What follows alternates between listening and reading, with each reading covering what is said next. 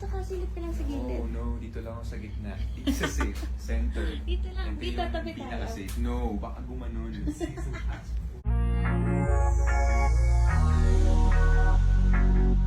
Bago akong friends. Sarap nito, pang-tripan. Ganda.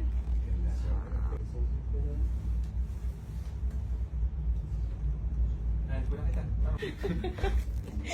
Yung kainaan ko eh.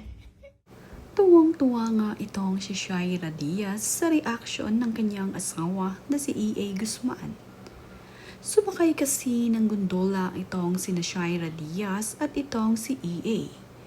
Ngunit ito palang si E.A. ay mayroong takot sa height at dahil nga clear ang kanilang sinasakyang gondola ay nakikita ni E.A.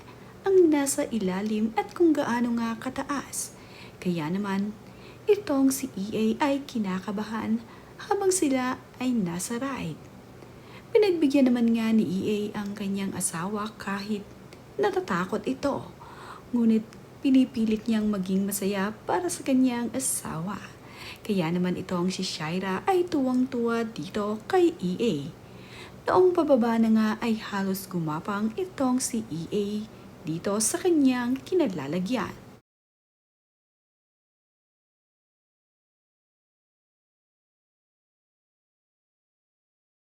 Kaya naman pala ganito ang kuha sa larawan ni Shaira Diaz na kanyang ibinahagi sa social media, ay nahilo pala itong si E.A. sa kanilang ride. Si Shaira nga lamang ang maganda dahil masayang masaya ito.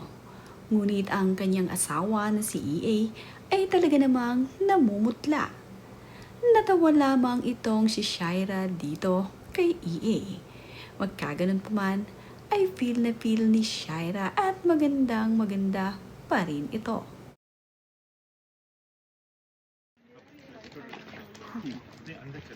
Lamig siya ha. Siya. Kita natin.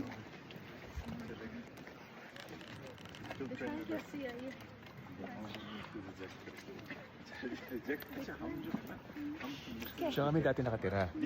Yan, dyan. Lumipat lang kami. Kasi nag-artista na ako.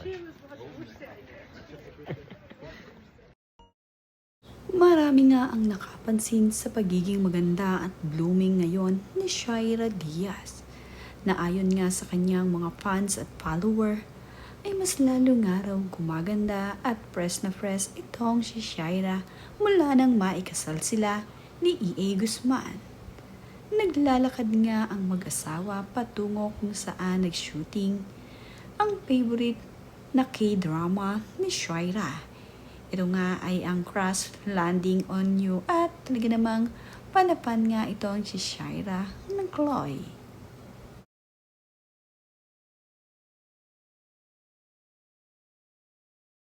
Sobrang kinilig naman nga itong si Shaira Diaz nang marating ang lugar kung saan nga naroon ang malaking puso na mayroong nakasulat na Crash Landing on You.